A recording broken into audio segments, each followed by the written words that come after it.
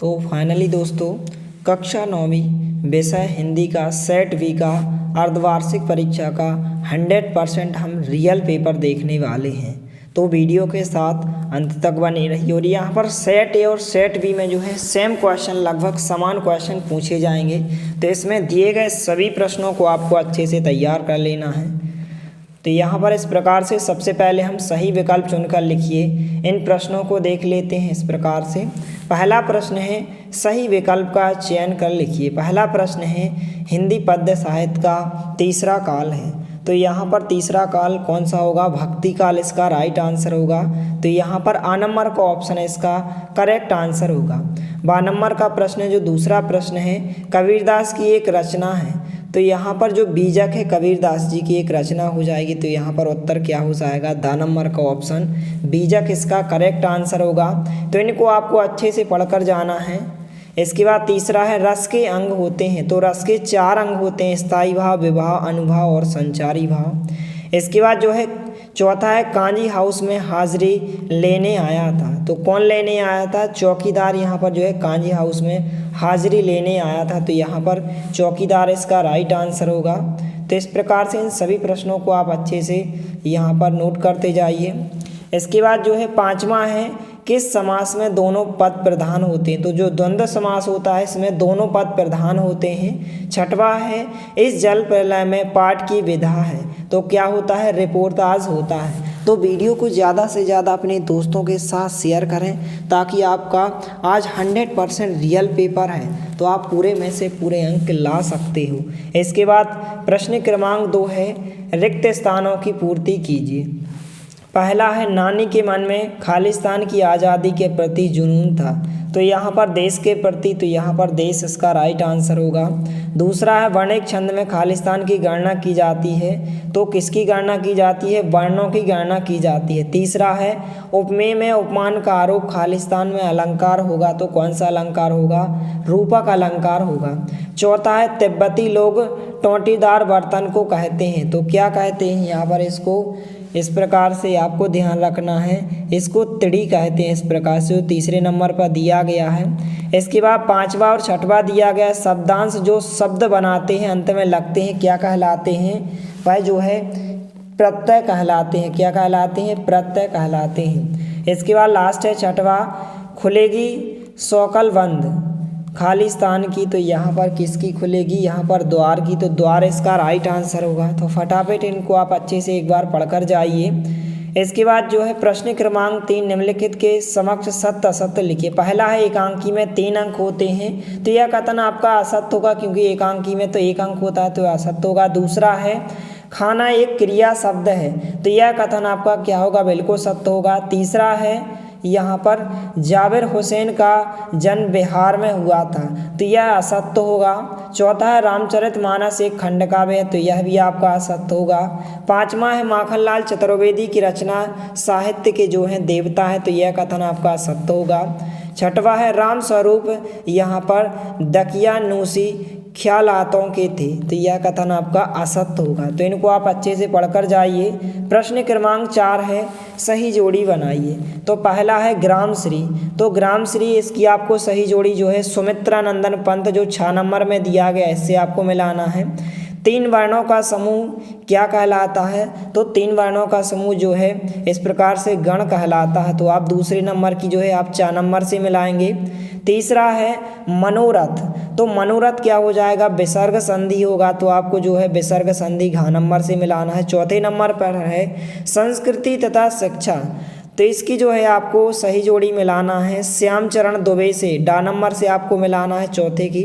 पांचवा है शत्रु का विलोम मित्र होता है। तो पांचवी का आपको का नंबर की मिलाना है। इसके बाद इसे जल प्रलय में, तो यहाँ पर इसे जल प्रलय में यहाँ पर इसका जो आंसर हो जाएगा यहाँ पर सुमित्रा नंदन पंत से आपको मिलाना है। सॉरी, सुमित्रा नंदन पंत तो पहला का है। इसकी आपको जो है गा नंबर से मिलाना है फणीश्वर नाथ रेणु। तो लास्ट का आंसर क्या होगा? गा नंबर का आंसर होगा। तो इस प्रकार से सही जोड़ियां हो जाएंगे। इसके बाद एक शब्द या एक वाक्य में उत्तर लिखिए। पहला प्रश्न है लोक में प्रचलित उक्ति क्या कहलाती है? तो क्या कहलाती है? लोकोक्ति कहलाती है। क्या कहलाती है? लोकोक्ति। तो उत्तर में आपको इस प्रकार से क्या लिखना है, यहाँ पर आपको लिखकर भी हम बता रहे हैं। तो लोक में प्रचलित जो होती है उसे क्या कहते हैं? उसे हम लोकोक्ति कहते हैं। क्या कहते हैं? लोकोक्ति कहते हैं। तो इस प्रकार से आंसर होगा पहले का। इसके बाद जो है दूसरा है, लेखिका जो है मृदुला गर्ग के नाना जो है पढ़ाई करने कहाँ गए थे? तो कहाँ गए थे? लंदन, या फिर आप इंग्लैंड भी लिख सकते हैं। तो इस प्रकार से इसका आंसर क्या होगा? लंदन होगा। तीसरा है, हिंदी का उपन्यास सम्राट किसे कहा गया है? तो ये सबको पता है कि हिंदी का जो उपन्यास सम्राट है मुंशी प्रेमचंद को कहा गया है। किसे कहा गया है? मुंशी प्रेमचंद को। तो इसको आप अच्छे से ध्यान रखें, मुंशी प्रेमचंद को कहा गया है। चौथा है, रसयुक्त वाक्य क्या कहलाता है? तो यहाँ पर रसयुक्त वाक्य क्या कहलाता है? रसात्मक युक्तम वाक्यम क्या कहलाता है? काव्यम कहलाता है। तो रसयुक्त वाक्य क्या कहलाता है? काव्य कहलाता है। पांचवा है, शान की तुलना किससे की गई है? जो पांचवा है, जो ज्ञान, यहाँ पर क्या लिखा है? ज्ञान की तुलना किससे की गई है? तो ज्ञान की तुलना जो है हाथी के समान की गई है, इस प्रकार से। तो इसका आंसर हाथी होगा। लास्ट है, साक्ष्य पत्रिका के विशेषांक का क्या नाम है? तो इसका जो नाम है साहित्य विशेषांक है। क्या है? साहित्य विशेषांक आपको उत्तर में लिखना है, साहित्य विशेषांक। तो इस प्रकार से यह आपके जो है एक शब्द या एक वाक्य में प्रश्नों के उत्तर हो जाएंगे। इसके बाद जो है प्रश्न क्रमांक 6, नई कविता की 2 प्रमुख विशेषताएं लिखिए। अथवा में है भक्ति काल के 2 कवियों के नाम और प्रत्येक की एक रचना का नाम लिखिए। इन दोनों प्रश्नों को आपको अच्छे से तैयार करना है।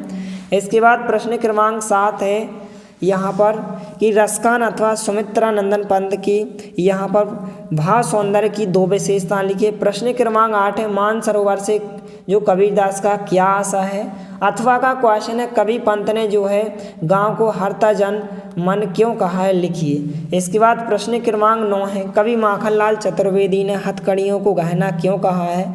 अथवा का क्वेश्चन है, कवित्री जो है लद्दाख का घर जाने की चाह से क्या तात्पर्य है? इसके बाद जो है प्रश्न क्रमांक 11, रस के प्रकार एवं उनके स्थायी भाव लिखिए। अथवा का क्वेश्चन है, दोहा छंद की परिभाषा उदाहरण सहित लिखिए। इसके बाद प्रश्न क्रमांक 11 है, अनुप्रास अलंकार की परिभाषा। फटाफट सभी प्रश्नों को आप अच्छे से तैयार कीजिए। तो यहाँ पर प्रश्न क्रमांक 11 का जो अथवा पूछा गया है, महाकाव्य और खंडकाव्य में कोई 2 अंतर 2 अंक में पूछा गया है। प्रश्न क्रमांक 12 है, गद्य की कोई 4 गौण विधाओं के नाम लिखिए। अथवा का प्रश्न है, यात्रा वृत्तांत से आप क्या समझते हैं? लिखिए। प्रश्न क्रमांक 13 है, मुंशी प्रेमचंद अथवा श्याम नारायण दुबे की भाषा शैली की कोई 2 विशेषताएं लिखी। तो इनको आप अच्छे से तैयार कर, यह जो है खंडकाव्य और महाकाव्य में अंतर हो जाएगा। तो कोई भी आपको 2 या 3 अंतर अच्छे से तैयार कर सकते हैं, या आपने पहले किए हैं तो आप इनका रिवीजन कर सकते हैं। इसके बाद गद्य की गौण विधाओं के बारे में लिखिए। तो इस प्रकार से आप कोई भी गद्य की गौण विधाओं के नाम लिख सकते हैं, जैसे रिपोर्टाज, संस्मरण, रेखाचित्र, जीवनी, आत्मकथा, यात्रा वृत्तांत, गद्य, काव्य। यहाँ पर इस प्रकार से आपके पास बहुत ही कम समय, इसलिए पेपर को आप फटाफट से अच्छे से अभी से तैयार करें। यात्रा वृत्तांत के बारे में तो यहाँ से लेकर यहाँ तक इसका आंसर होगा, तो आप स्क्रीनशॉट ले सकते हैं। फटाफट सभी प्रश्नों को तैयार कीजिए और वीडियो को ज़्यादा से ज़्यादा अपने दोस्तों के साथ शेयर कीजिए। इसके बाद जो है प्रश्न क्रमांक 13 है, मुंशी प्रेमचंद अथवा श्यामचरण दुबे की भाषा शैली के कोई 2 विशेषताएं आपको लिखना है। प्रश्न क्रमांक 14, छोटी बच्ची को जो है बैलों के प्रति प्रेम क्यों उमड़ आया? तो प्रेमचंद की 2 रचना और भाषा शैली इस प्रकार से हो जाएगी। आप इस प्रकार से स्क्रीनशॉट लेते जाइए, इस प्रकार से आंसर हो जाएगा और साहित्य में स्थान हो जाएगा। इसके बाद जो है प्रश्न क्रमांक 14, छोटी बच्ची की जो है बैलों के प्रति प्रेम क्यों उमड़ आया? अथवा का है, तिब्बत के लोग क्या लेकर घूमते थे? तो दोनों के प्रश्नों के उत्तर देखने वाले हैं। तो छोटी बच्ची को जो है बैलों के प्रति प्रेम क्यों उमड़ आया, इस प्रकार से उत्तर दिया गया है। तो आप इसका स्क्रीनशॉट ले सकते हैं। इसकी अथवा का पूछा गया है कि तिब्बत के लोग क्या लेकर घूमते थे? तो डाकुओं के कारण हथियार लेकर घूमते थे। इसके बाद नेक्स्ट क्वेश्चन है, जो कि यहाँ पर आप देख सकते हैं। यहाँ पर प्रश्न क्रमांक 15 में पूछा गया, किस घटना ने सालिम अली के जीवन की दिशा को बदल दिया? लिखिए। अथवा का है, प्रेमचंद के यहाँ पर फटे जूते पाठ के आधार पर प्रेमचंद के व्यक्तित्व की 2 विशेषताएं। 2 अंक में पूछा गया प्रश्न क्रमांक 15। तो इस प्रकार से आंसर हो जाएगा, सालिम अली पक्षी प्रेमी कैसे बने? लिखिए इस प्रकार से। इसके बाद आगे भी प्रश्न दिए गए हैं, इनको भी आप देख सकते हैं इस प्रकार से। प्रश्न क्रमांक 15 दिया गया है और प्रश्न क्रमांक 16 निम्नलिखित मुहावरों का अर्थ लिखते हुए वाक्यों में प्रयोग कीजिए। अंगूठा दिखाना और 9 2 11 होना, इस प्रकार से इनको आप तैयार करें। मुहावरे और लोकोक्ति में अंतर आपको अच्छे से तैयार करना है। तो प्रेमचंद के फटे जूते के आधार पर प्रेमचंद के व्यक्तित्व की कोई भी 2 विशेषता, वे सादगी पसंद थे और वे स्वाभिमानी थे। मुहावरे और लोकोक्ति में आपको इस प्रकार से 2 या 3 अंतर इनमें से आप अच्छे से तैयार कर सकते हैं, या आपने पहले से याद किए हैं तो आप रिवीजन जरूर करें। इसके बाद प्रश्न क्रमांक 17 है, बाढ़ पीड़ितों क्षेत्र में कौन कौन सी बीमारी फैलने का कारण होता है या खतरा होता है। अथवा का प्रश्न है, रीढ़ की हड्डी एकांकी में कितने प्रकार के खेलों की चर्चा की गई है, लिखिए। तो इस प्रकार से वो प्रश्न क्रमांक 18 में आपसे एक संदर्भ प्रसंग सहित भावार्थ पूछा गया है। तो सबसे पहले बाढ़ पीड़ितों की मदद हेतु नाव पर क्या क्या होना आवश्यक है, इस प्रकार से इसको आप तैयार करें। इसके बाद रीढ़ की हड्डी एकांकी का उद्देश्य, इसके अथवा का प्रश्न का उत्तर है, तो इसको आप अच्छे से तैयार करें। इनका आप स्क्रीनशॉट ले सकते हैं। इसके बाद जो है प्रश्न क्रमांक 18 में संदर्भ प्रसंग व्याख्या पूछा है, प्रेमी ढूंढत में फिरें, इस प्रकार से। तो इसका आंसर इस प्रकार से दिया गया है, तो इसका आप स्क्रीनशॉट ले सकते हैं। इस प्रकार से आंसर हो जाएगा। तो यहाँ पर आप देख सकते हैं, यहाँ पर आंसर हो जाएगा।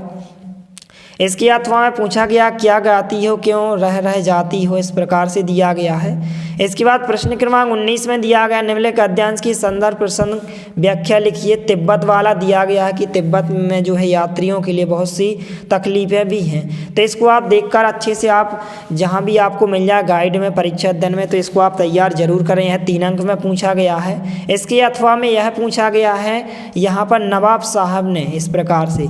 और प्रश्न क्रमांक 20, पुस्तक हमारी प्रथम मित्र पर विषय पर अनुच्छेद लिखना है, 3 अंक में पूछा गया। अथवा में पूछा गया है, वार्षिक उत्सव की तैयारी को लेकर 2 मित्रों के मध्य संवाद लिखिए।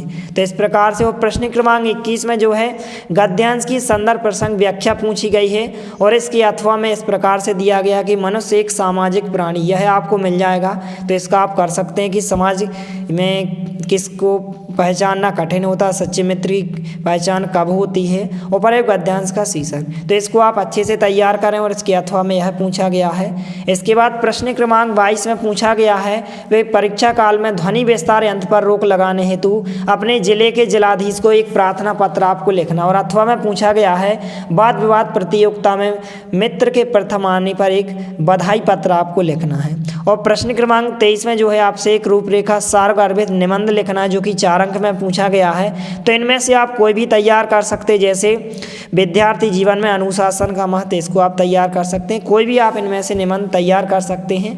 अब यहाँ पर हम जो है वाद विवाद प्रतियोगिता में प्रथम आने पर जो है मित्र को एक बधाई पत्र, इसको आप तैयार कर सकते हैं। इस प्रकार से बहुत छोटा है, तो इसका आप स्क्रीनशॉट ले सकते हैं। इसके अथवा में जो पूछा गया है, यहाँ पर कलेक्टर महोदय को जो है लाउड स्पीकर पर रोक लगाने के लिए, ध्वनि विस्तार यंत्रों पर रोक लगाने हेतु एक आपको प्रार्थना पत्र लिखना है। तो इस प्रकार से आप लिख सकते हैं। तो इसमें दिए गए सभी प्रश्नों को आप अच्छे से तैयार करें। यदि आपने इसके पहले का पार्ट 1 नहीं देखा है तो ज़रूर देखें। मिलते हैं अगले वीडियो में, तब तक के लिए जय हिंद, वंदे मातरम।